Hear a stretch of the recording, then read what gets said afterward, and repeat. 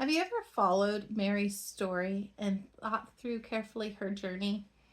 Well, I've kind of been in this study and just enjoying the Lord teaching me some different aspects of her life. And one in particular has jumped out. So, in the beginning, Mary is soft to God's calling upon her life. She is eager for the promise that He is depositing within her. She's ready and willing to do His will. And she accepts that invitation to be the mother of Jesus, to be the mother of the Messiah. And she responds out of this beautiful heart of just total surrender. And then we fast forward into Jesus's early adult ministry, and she knows who he is. She's been told who he would become. And so she calls that forth out of him, even though it's a little early, it wasn't ready, it wasn't yet his time. She calls that out of him and says, "This is your identity. This is who you are. I know who you are to be." So she calls that forth and kickstarts his ministry. Then, at some point later on in Matthew 12 and Mark 3, we read an account where possibly Joseph has already passed on at this point. Maybe there's not that grounding that she needed.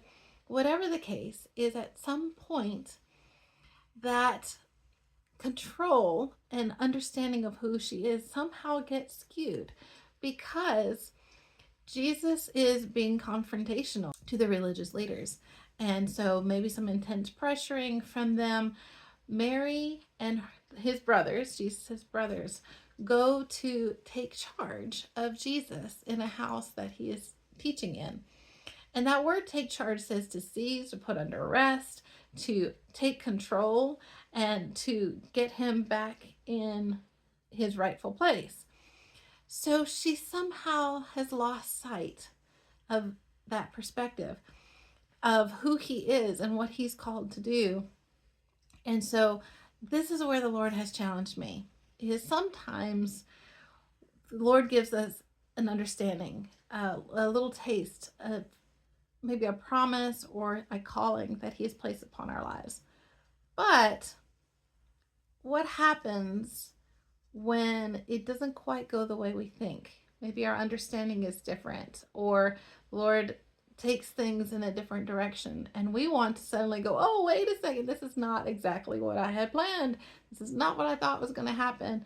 And we want to take charge over the situation. Maybe we want to take charge of God and say, "No, you can't do it this way." Instead of being in that place of total surrender like Mary was in the beginning, she then entered into this fear realm of, my son is going to get himself into a lot of trouble if he continues on this track.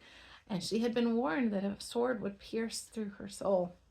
So fear took over, and she allowed that to skew her understanding of the calling that was on her son and on her life. And so, but later on, of course, we see that she is, again, once again, supple to God's workings, and she's surrendering, and she's filled with the Holy Spirit and acts.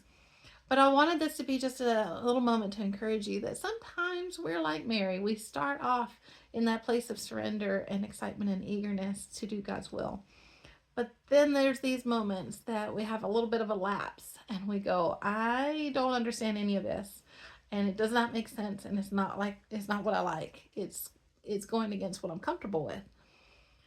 But when we give that surrender back and say, "I relinquish any of my preconceived notions and my expectations of how things should be, and trust that you're doing exactly what you need to do, Lord, in this," then we can once again enter into that place of being powerfully used by the Lord in being a testimony and to share our story, just as Mary's story has been a testimony for thousands of years. Then so our testimony can also be shared. And there's these moments that we have, but God in his mercy and grace loves us and brings understanding when we need it. So be encouraged by this story of Mary at Christmas.